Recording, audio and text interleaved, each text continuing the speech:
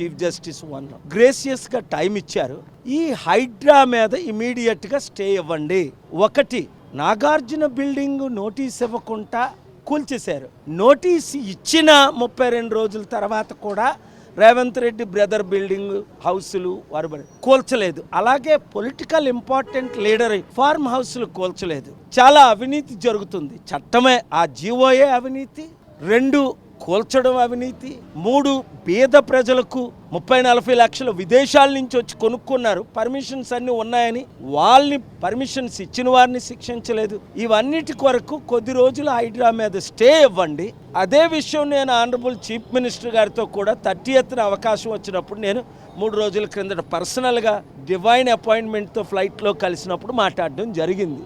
Hyderabad to Delhi వెళ్తున్నాడు. వారు కూడా ముఖ్యమంత్రి గారు కూడా అర్థం చేసుకొని మంచిగా స్పందించారు.